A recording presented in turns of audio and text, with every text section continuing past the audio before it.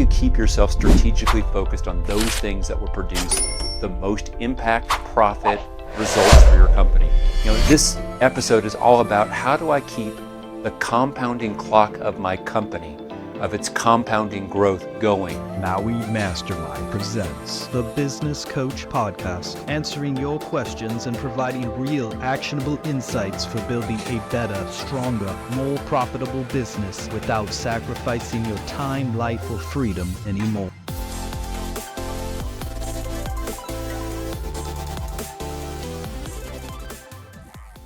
David Finkel here with The Business Coach.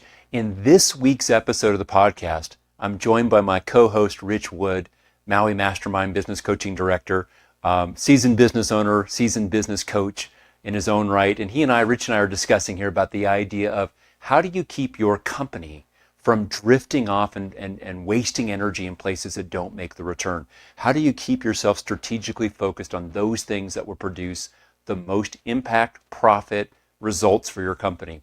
And we talk about it on three different levels. How do we make sure that we make the right choices of what to focus on strategically? How do you better execute or implement on those ideas?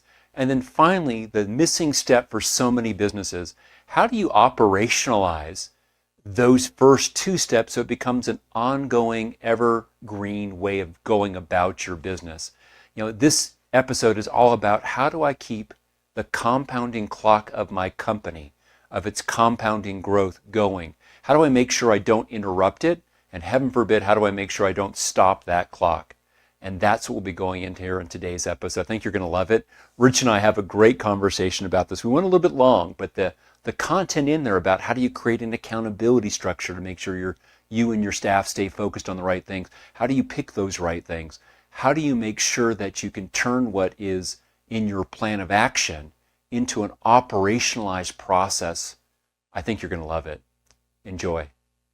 Well, welcome to another episode of The Business Coach. I'm your host, David Finkel, and today I'm joined with my compadre, Rich Wood. Rich is the coaching director of Maui Mastermind. He's someone who's grown to become a good friend. As many of you know, he's a business owner, business thinker, business leader in his own right, who's had the challenges and the struggles to build successful enterprises in a variety of industries. And the thing I always get a kick out of, Rich, is every time we get together, there's some place that you're pushing me to think bigger or to be more active. You did it on our team meeting just 2 days ago, which I laughed and smiled about. How are you doing today, Rich? I'm doing great, David. Thanks very much for having me today. Yeah. So today we're going to have this conversation about drift, and specifically about companies having strategic focus, this idea that we put our very best resources of time, talent, attention, money, customer attention, goodwill in a marketplace, etc., on those things that make a bigger difference. And what do we do, Rich, that combats when we start to stray left and right off of that, which is natural for a business? So I'm curious, in your business life, you ever had any situations where you or a client of yours has had some drift involved, and does that one strike a chord for you? Yeah, so it's interesting that you bring that up, because a lot of the businesses that I work with now and businesses that I've worked in the past, one of the challenges that a lot of business owners have is that they try to take on too much all at once, and they try to accomplish too much all at once. And by doing so, it does a couple of things. One, it defocuses their attention off of those priority things that can effectively help them move their businesses forward. And it also it tends to change the focus of the team that they have working with them. And the result is that it ends up costing them more time and more money to try to strategically reach the target objectives that they're truly working towards. You said something really important here. I want to come back to this here. And again, for those of you that are new to the Business Coach, really just to understand the frame, Rich, myself, and our other guests that we've had on over the period of time we've been doing this and will continue. One of the advantages we have is that as business coaches, first of all, we've all built successful companies, built, scaled various active businesses, exited from them, et cetera. But one of the advantages we have is we get a chance, because we work with hundreds of other businesses at any given moment in time, we get the learning from all these different businesses multiplied, and it lets us do much better pattern recognition and look and spot things that are common success and failure tracks, and to be able to kind of share somebody the shortcuts for that part. Not that the shortcut makes it easier, but it does cut through the trial and error that business otherwise is so full of. So Rich, you said something really important, which is this pattern that we observe with clients we're in, that they try to do too much all at once. And the reason they say I can do all these things in parallel is because I can go faster that way. And the irony is that by doing all these things in parallel, they actually slow themselves down. I'm curious, as you said that, you said that defocuses them, was your words, and it changes the focus of the team. As you said that, I wrote it down in red here. I'm taking my notes as we're going through here today. I can't help it. You always share good stuff, and I love our conversations. They're always, chock full of good insights for me personally. But this idea of teams, it's interesting to me. My observation is a business owner can commonly handle certainly one or two parallel lines of best top attention focus. Some can handle three. A rare few, almost none, can handle four as well without these other three suffering. But invariably, when they self-rate, the business owner says, well, we can handle these 5, 7, 9 things all at once in parallel and do them really well. It's kind of funny. It reminds me, Rich, when I look at social psychology studies that say, are you a good driver, an average driver, or an above average driver? And about 99% of the people, it's probably wrong, it's probably 80 or 90% say I'm an above average driver. We just don't see that about ourselves. Does that spark anything for you, this idea that a business owner thinks that they can do all these parallel tracks of top priorities at once, but the reality is they can't? Yeah, so 2 points. One, I want to go back to something that you mentioned, that we as coaches, and we inside of the Maui program in particular, have a breadth of clients that we work with that span hundreds of businesses. And it's interesting that there is a standard pattern that we see in all of the businesses that we work with. No one business is unique in the context of the problems that they run into. So scaling a business, growing a business, it's not rocket science, and it comes with similar issues that multiple businesses, whether they're a $1 million business, a $5 million business, or a $500 million business, the problems tend to be very similar. They just change in levels of complexity and involvement of team members.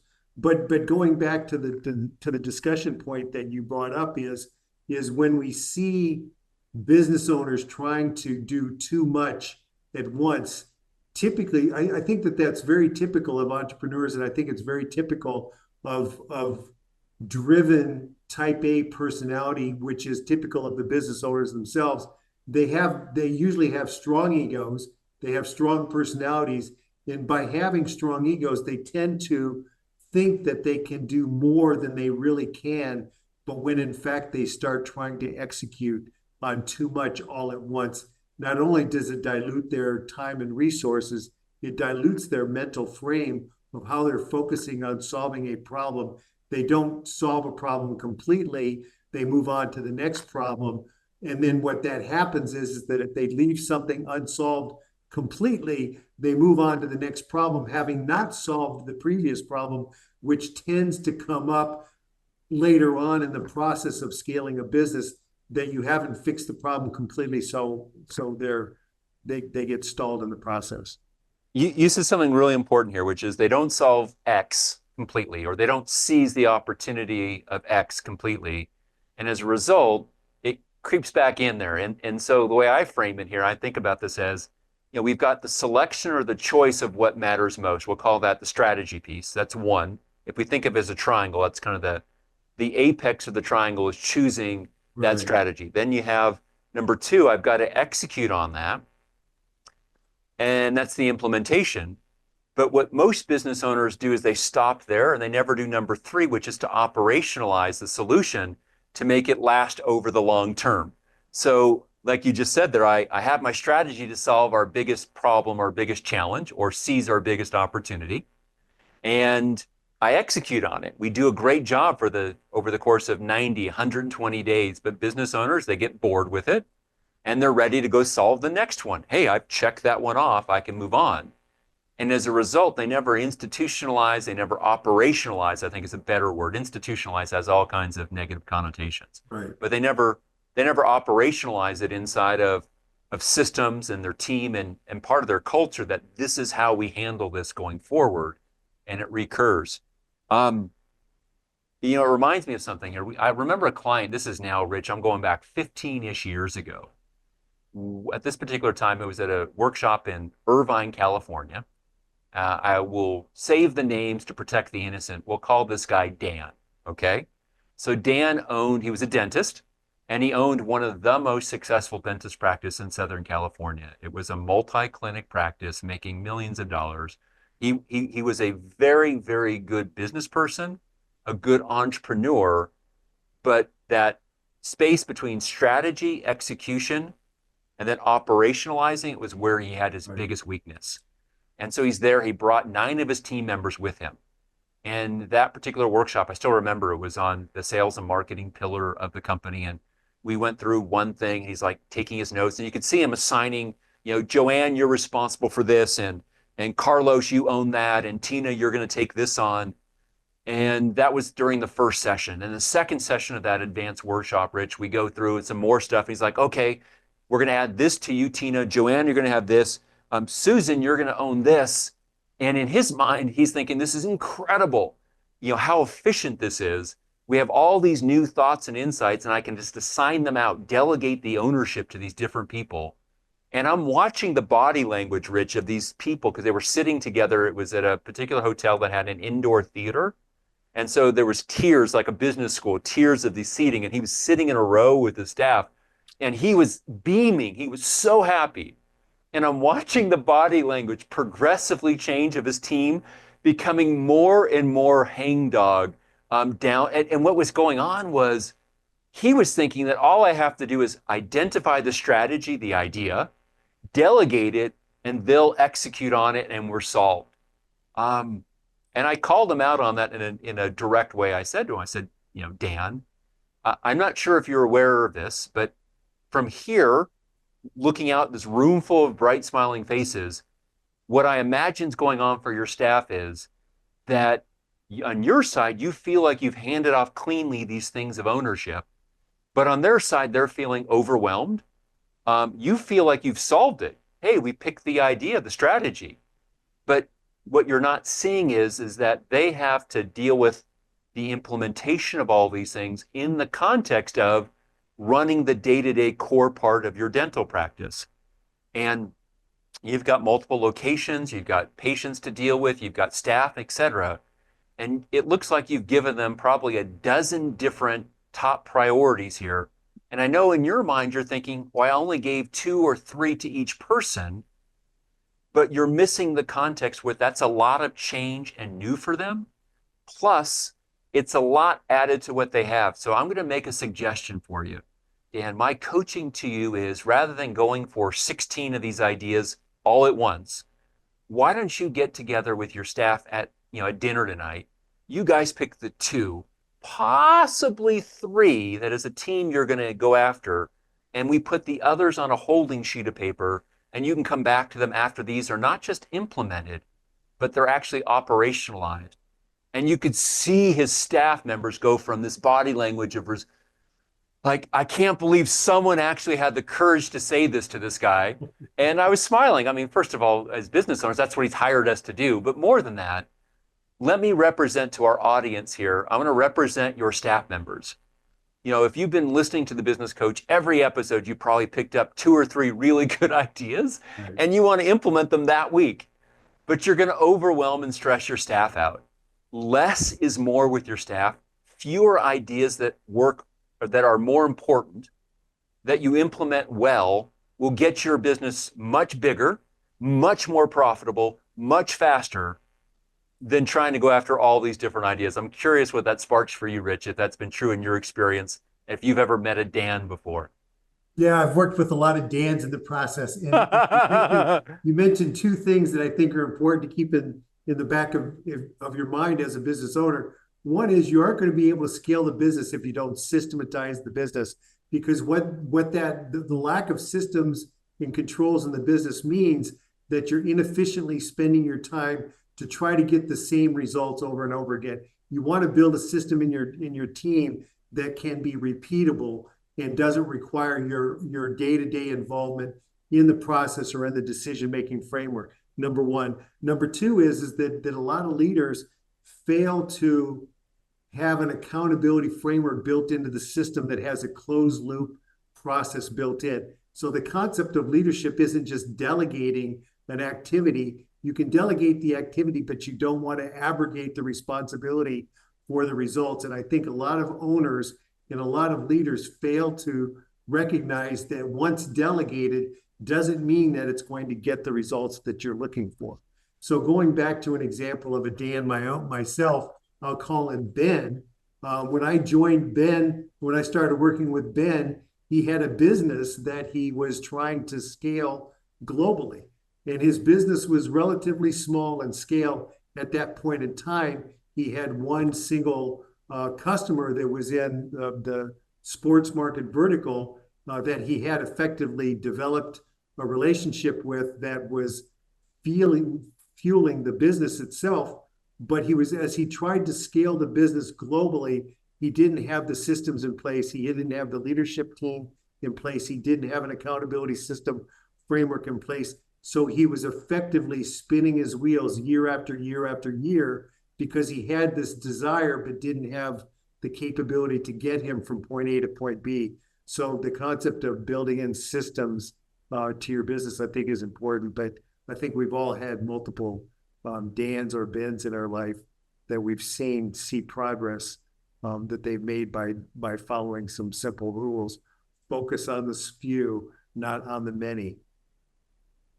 Well, one of the things I've always believed in is it was a big frustration for me early on, 25, 30 plus years ago, when I would read something, or this is well before there were any podcasts, so it would be mostly it was audio programs if I were listening. And they had really good ideas of what to do, but it always frustrated me to say that they didn't tell me how to do the what to do. So I've always made a point inside the Maui community with clients, whether it be with this podcast, workshops we teach, et cetera, about talking about the how do you do the what to do.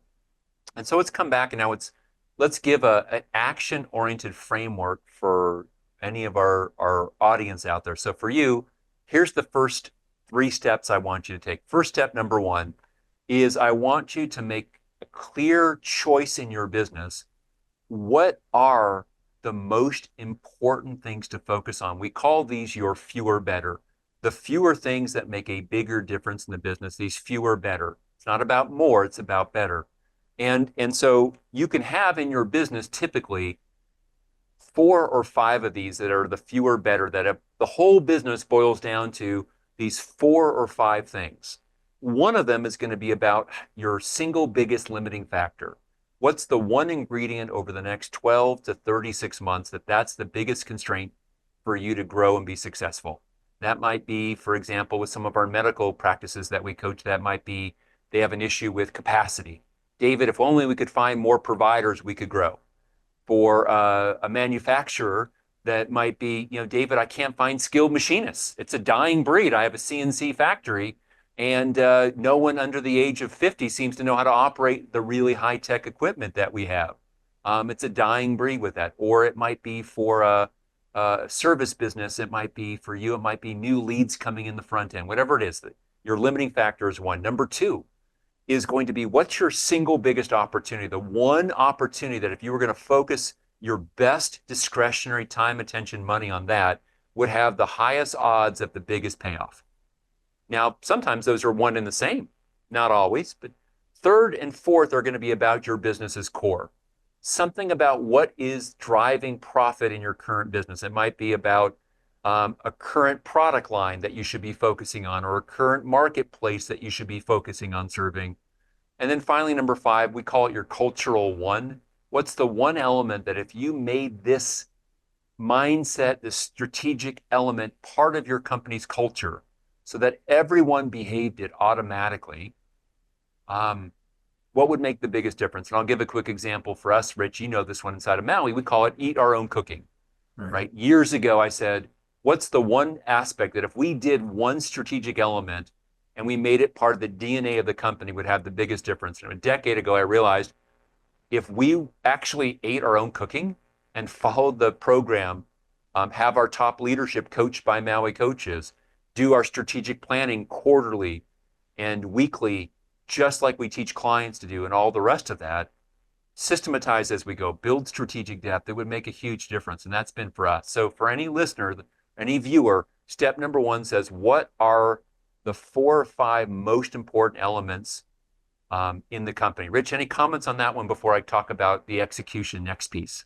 Yeah, the one thing that I would point out is that a lot of times when business owners go through their self-analysis of their business to try to determine what their biggest challenges might be, their limiting factors, if you will, or their biggest opportunities, I'll point out the fact that a lot of times they're so close to the problem that they see the problem, their limiting factor, as being X, when in fact the coach, myself or one of our other coaches or yourself, they look and analyze the business from a different perspective, from a broader perspective, and we can very quickly identify what is the more appropriate limiting factor that's truly holding the business back.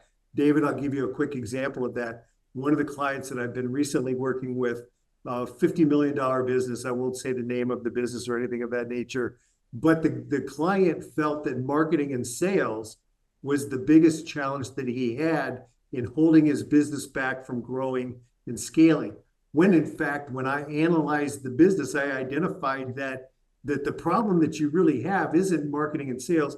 Yes, that's an area that we can grow and improve on, but your biggest limiting factor is strategic depth in your leadership team and an accountability, the lack of an accountability structure and framework in your business.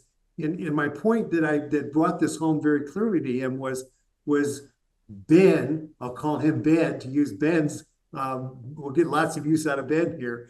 Ben, your problem isn't marketing and sales. If you take and you sell $10 million more worth of business this year and you dump that into a dysfunctional business or a dysfunctional leadership team, what's that going to do to repeat business? What's it going to do to your brand? What's it going to do to your profitability? You're going to end up being in worse shape after absorbing this $10 million in business. Your business is going to be worse off than if you focus on the limiting factor, the true limiting factor, which is strategic depth of your leadership team and creating and putting in place an accountability framework. That's what we need to focus on. And that's going back to one of the things we talked about at the outset of this podcast, leveraging the outside resources of a coach or a mentor to help you drill down on really what is the proper challenges in your business that you should be focusing on. I think that's worth every cent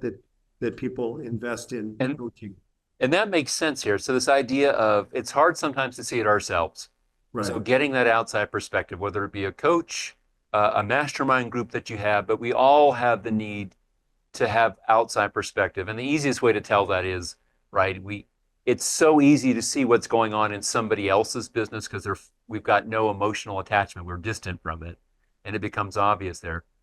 So we make our most important fewer better. And Rich, you've seen this for us in Maui. I've shared the index card. I've sent it out to our leadership team multiple times that we use. But I wrote out this index card years ago that had our fewer better. And here's the good part to our audience.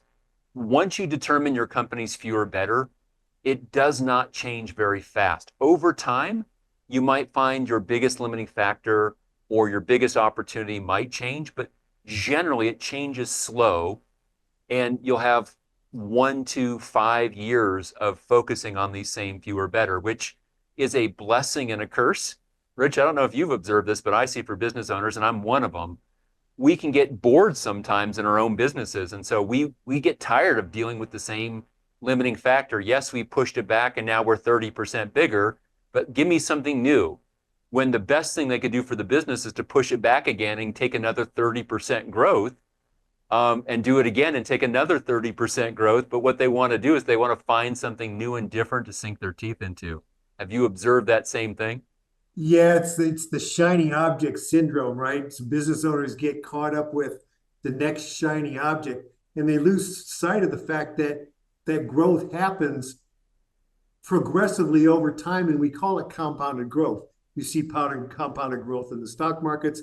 That same concept applies to businesses. It's better to build upon a solid foundation, getting compounded growth year after year. That's how you effectively scale a business. It's not by chasing the shiny object and trying to get quick results, because quick results is not self-sustaining.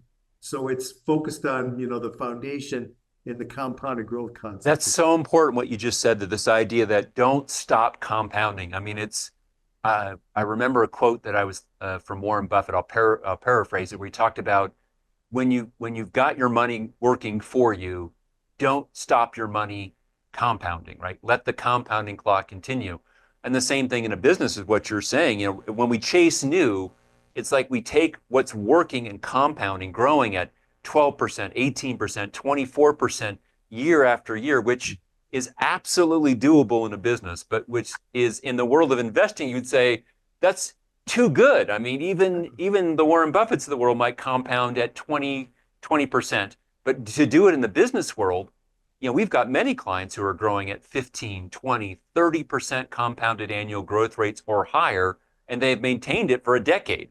They've gone from 1 million to 10 million, from 10 to 28 million, from 28 million to 70 million, because of that compounding. The problem is that compounding is the least sexy, least sizzling, most boring thing in the world if we define attractive fun in the business world as new and exciting. But I think the most successful business owners, and I'm going to make the distinction between an entrepreneur and a business owner, which is an artificial distinction. Every entrepreneur is a business owner, and every business owner is in fact an entrepreneur, but I'm going to make this artificial distinction. Entrepreneurs tend to get bored really fast, whereas a business owner might get bored, but they find a way to keep themselves from screwing up the compounding. They don't get in the way of what's working. And going back to what we said earlier, I'm going back now 2 pages in my notes, Rich. You said this, which I thought was really cool. You said, quote, they changed the focus of the team, unquote. And that's when you talked about in the context of too much all at once would change. And I see this with businesses where the owner can handle, on a scale of 1 to 100, they can handle change at the level of 85, 90, 95. But their staff, when you get above changing at the level of 60%, their staff starts to feel really uncomfortable.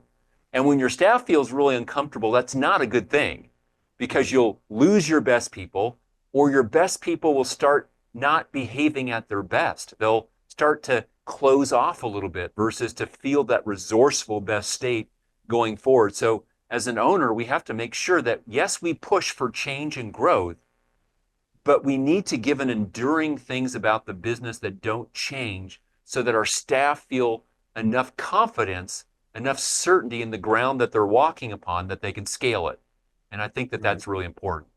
I agree.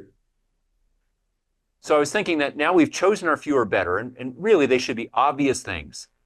A part of it is making sure that the current way we make profit stays in our focus. In a coaching business for us, our fewer better, we have 2 key things that both relate to retention, right? That's really important. Retention of clients for us, that's the name of the game. How do we give and deliver, felt value to our coaching clients so they stay with us not just for 3 years, but stay with us for 7 years. Not just for 7 years, but for a decade. And that's how we can help a client grow and scale. A builder might say that the most important things for us are managing scope creep, so we maintain gross profit margin.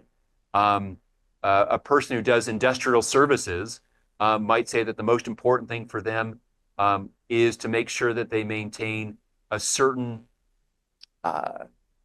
sales volume, because you have to have all your overhead, your fixed costs get amortized over a certain base. So for our audience, our viewers, our listeners, what are your fewer better step 1? Step 2 says, now we look at that, and now we make sure we create our simple plan every quarter to make sure that we create this 90-day sprint that focuses on some aspect of the most important elements of our fewer better. Talk a little bit about this idea of a 90-day, 1-page plan. Why 90 days, Rich? Why 1 page? Why are these things so important when you work with a client, so that they don't bite off more than they can chew, and it's long enough for them to actually get something done? but not so long that it's inflexible. Talk about the idea of 90 days and why one page. Right. So I'm going to back up one small step, and I think that this is important for business owners to recognize. Know where you want to be at the end of the year. Know what your 2025 goals and objectives are. What are your revenue targets? What are your margin targets? Know where you want to be at the end of the year, and then chunk that up into 4 90-day sprints. We call those 90-day sprints a strategic action plan. And then the idea is fewer and better. Within that 90-day sprint, pick 3 things that we're going to focus on that are going to truly move us closer towards our year-end objective, that are going to truly move the needle of the business, but pick 3 actionable focus areas that truly move the needle of the business in that 90-day sprint. Within each of those 3 focus areas, we want to do 2 things. Number one, we want to identify what are the success criteria that's going to help us measure whether or not we've achieved the objectives that we set out to achieve.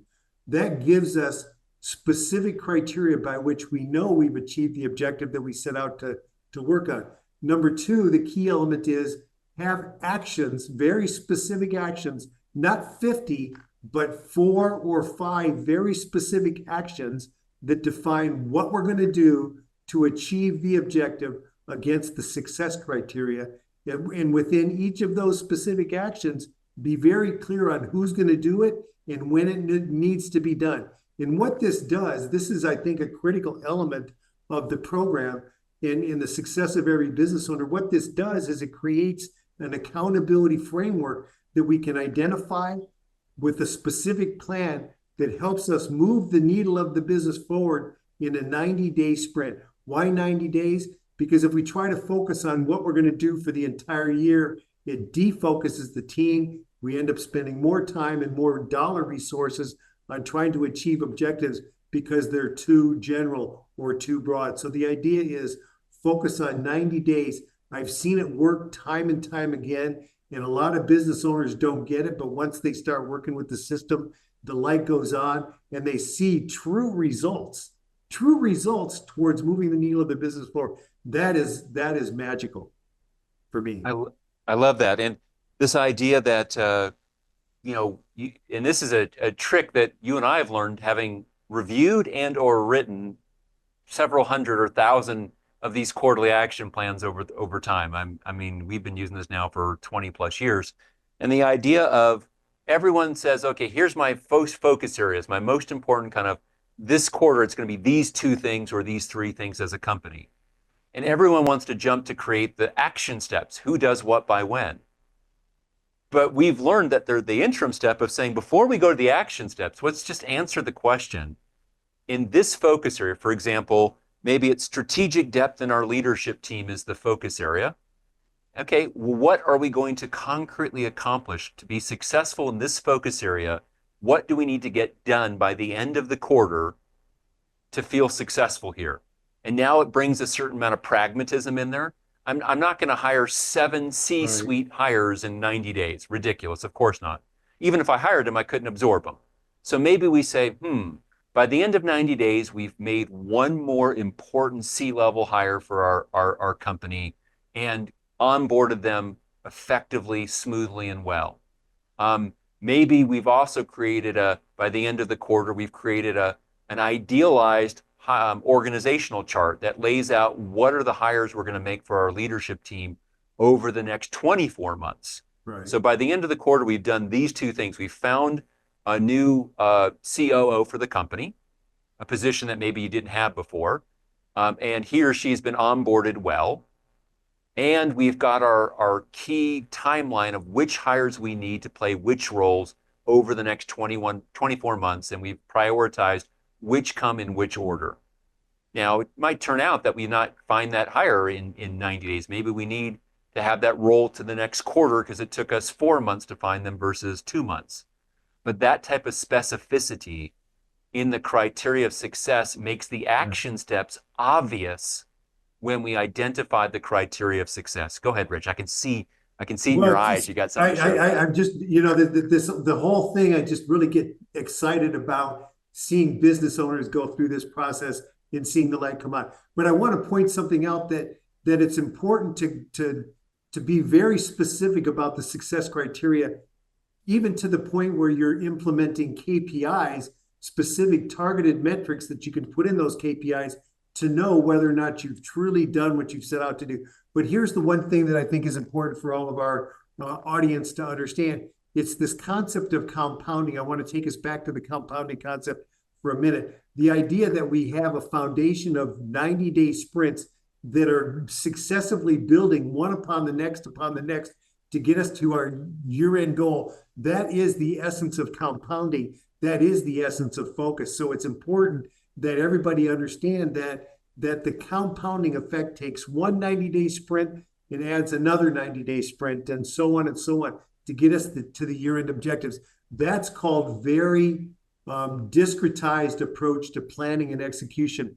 But if you don't write it down, it's not a plan and can't be executed by the rest of the team. So writing it down is really important. And a lot of people don't get that when it goes from your brain through your hand to a pen on paper or even digitally, there's a process that goes on to help us refocus or focus more intently on the actual things that we want to try to accomplish. So that the process is important. I really like what you're saying there. And then when we put it in writing, clients of ours will either use the Maui app, the coaching app, which will help do that in a digital version, or they'll handwrite it out using a PDF tool. Either way, it's fine. But what's really important is it has to be able to be explained in one page. If I make it a 2-page plan, it'll eventually turn into a 10-page plan. And the longer the plan, here's the irony, right, Rich, which is the longer the plan, the less accountability and the less focused it is. And clients fight us on this all the time early on, the first 1 or 2 quarters in the program. They say, how could a 1-page plan be more focused than the detail I can put in a 4-page plan? Right. And the reality is the plan is not to hold all the details. The plan is to galvanize and to focus and to marshal your resources of people, talent, money, attention, and other resources so that your best resources go to your most important things. And to do that, 1 page where I can take it all in one glance is really important. The other thing that I want to mention, David, and I think that this is important, is that 1-page strategic action plan keeps us focused. But the other interesting thing it does is that business owners, it creates a framework for us as coaches to hold those business owners accountable to achieving the objectives that were set out. So it's this concept of accountability that gets built in externally that helps business owners stay true to what they're trying to achieve. But it also creates this plan internally that they can execute and hold their key leaders accountable for moving the needle of the business forward in these 90-day sprints. So that accountability framework wraps itself around that strategic action plan. And it does it naturally, right? The criteria of success lets us quickly see, have we done the action steps and are they taking us to this criteria of success? We can formally check in with a client, or they can do this with themselves. Hey, here we are at day 45. We're halfway through the quarter. Are we tracking to hit these concrete criteria of success by the end of this quarter? And I loved your idea. That gives me a version of a formalized accountability structure, both for internal use and with your outside advisor, coaching team, et cetera. I love that. Let's move to the last part here. The last part what I want to cover here, Rich, is the idea of once we get into this process where we've picked our most important focuses strategically, or fewer better, and we put them into an action plan that now we have each quarter, the sprint, and we're refining how we go about it. We're executing on it weekly. We're pausing at the 30 or the 45-day mark to take formalized stock of where we stand accountability-wise. How do we move from there? Let's talk now about operationalizing this focus. So again, the key with the business is, I don't want to have great focus this quarter. I want to have great focus every quarter, because you talked about it, right? The game is compounding our gains. And if we can compound our gains quarter after quarter after quarter, year after year, that's how we take a $2 million a year business and compounding it even at 15% year over year growth, compounded annual growth rate, or CAGR, right? Over the course of 10 years, that $1 million company, that $2 million company is going to grow can't do the math in my head, but I would imagine the math's going to be about 5x or 6x in my head from a compounding standpoint. And over the course of 20 years, it's going to be probably 15x. So think about it. 20 years of doing that, your $2 million company is now grown 20x. It's now a $40 million company, which wasn't magic.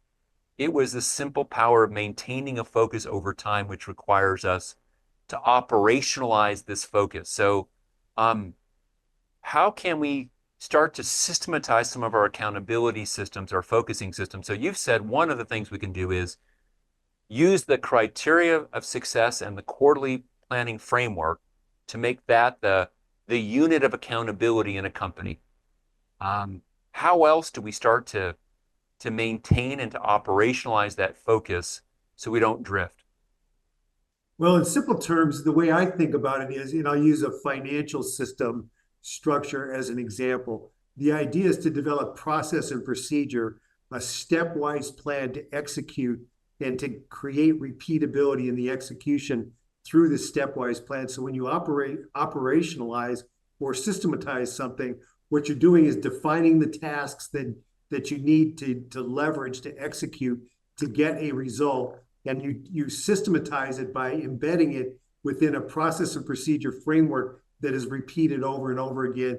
But more importantly, is fine-tuned as you learn your lessons in what worked and what didn't work. You can tune your process and procedure systems up within your financial structure. But the same concept applies to whether it's sales and marketing, or whether it's to operations or human resources or manufacturing or what have you. The idea is to create the steps, the processes, the procedures that you want to repeat over and over again to get consistent results moving forward. That's what you can leverage, I think, to scale the business.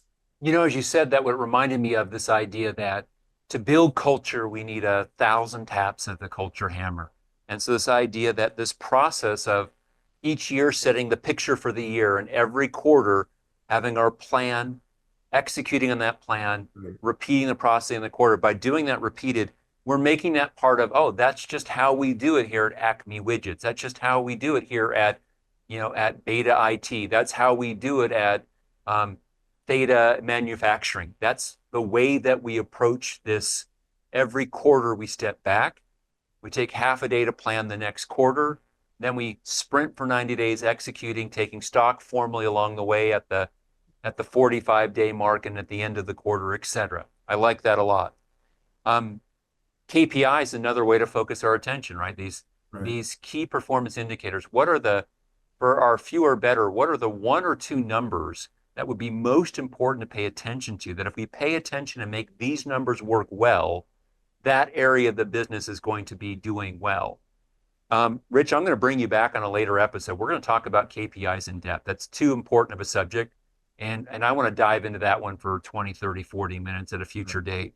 The last one here, though, is what gets in the way of keeping this focus over time is things come up that disrupt your compounding. We've talked about here how the owner's attention can disrupt the compounding, but also the loss of a key team member, or the loss of a key customer, or something that goes on that disrupts it. So we talk about strategic depth and making sure that we have in our systems, in our company cross-trained team, in our culture, that we can handle the loss of any one person, whether it's the owner or whether it's the person who runs marketing or the person who runs operations or the person who runs production. If we have good strategic depth and we build that quarter by quarter by quarter by quarter to have this great foundation, when the inevitable thing goes wrong, and something will, you're going to lose a team member, you're going to lose something, the company can absorb that loss and move forward so that we don't interrupt or, heaven forbid, stop the compounding clock. Any last thoughts on that? Because I want to bring us to a conclusion in this episode. Yeah, so the last thought I have on that is that there's things that can be disruptive internal to the business, and having strategic depth and having a systematized business helps us provide repeatable results that we're driving towards, and helps us deal with some of those disruptions that come up internally.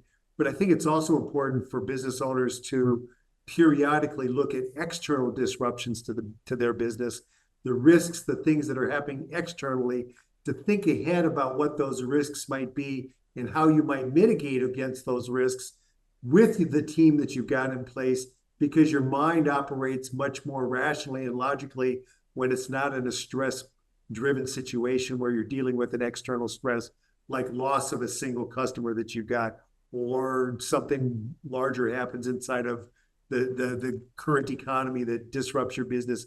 So we want to think about risks ahead of time proactively. Internally, it's the same thing. Think about what those kinds of challenges internally might be to your business as you go through to create the strategic depth and systematize and create business systems operationally within the business. I think it's important to do both.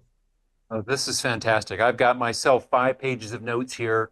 I'm not sure how many pages you have on your end with that part, but I want to say thank you, Rich, for joining me here, and to our audience, thank you for spending another episode with us here at The Business Coach. We look forward to seeing you in future episodes. I promise to bring back here in the future. We're going to go into depth in KPIs, and we're going to go into depth about strategic depth in future episodes somewhere over the next couple of months. So stay tuned. If you haven't subscribed, please do subscribe to The Business Coach. I don't know if you prefer the audio version or the video version. It's up to you. I know, Rich, you are a dashing, handsome man, so maybe they like the video. I tend to be an audio person because I like to do it while going for a walk or driving my car. Please don't watch the video while driving or operating heavy machinery. We can say that, can't we, Rich? Oh, of course. Yeah, absolutely. All right. Thank you, everybody. Bye-bye. Thanks, David.